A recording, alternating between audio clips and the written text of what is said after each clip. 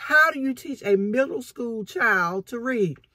We all know that the fundamentals of reading should be taught in elementary school, lower elementary school, as a matter of fact. And I'm talking about kindergarten, pre-K, no later than first grade.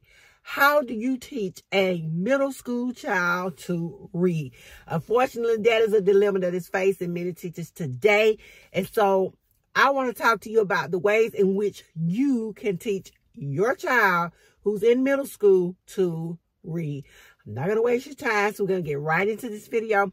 And in case you don't know where you are, this is 2 Cute Classrooms, and I'm LaWanda Shields. I have been an educator for over 20 years, and I am an English and reading teacher. And so we're going to get right into this video. Unfortunately for many of us, our students, some of our students are allowed to reach middle school, and they simply cannot read. They are too embarrassed to let you know they cannot read. But once you make that discovery, what can you do? Because at this point, you and your student are facing state tests. You are going to be evaluated on their performance. For some reason that neither one of you understand, they have been allowed to slip through the system. Maybe it was because of the recent epidemic that happened to our nation. Maybe it was because he or she was just so cute. Or it may be a policy that that particular school district have where they don't retain students. So the first thing you're going to do is you're going to have to teach that student sight words. Sight words are the basis. They're the foundation for all reading. So you start out with a list. You don't want to draw attention to this student because the student cannot read, but they are, they're embarrassed and they don't want anyone else to know that they cannot read.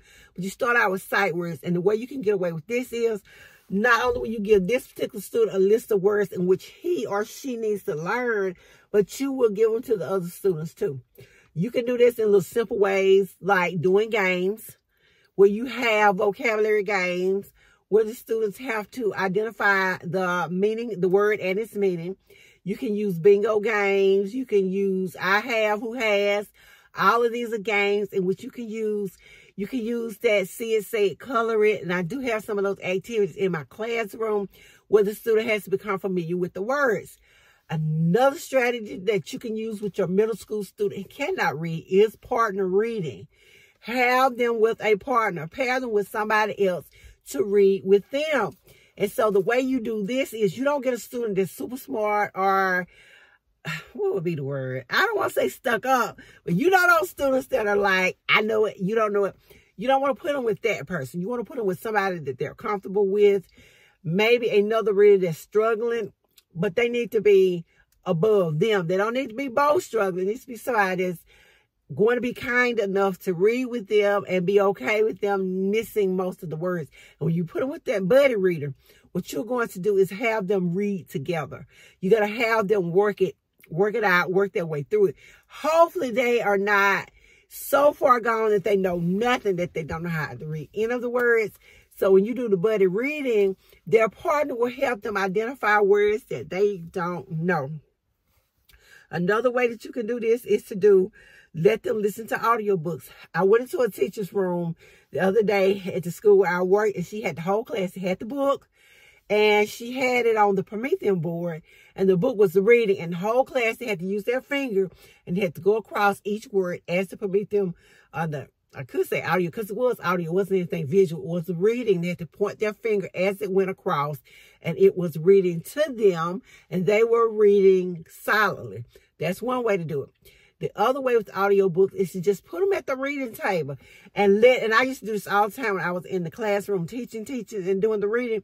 I would find a very, very simple book, find the tape, the CD or whatever was audio. And like I said, you can use YouTube and let them listen. And they had the headphones on while the book was read to them, and they had to follow along. And they didn't do it just one time. They had to keep doing it over and over again with the same book. And this is called repetition.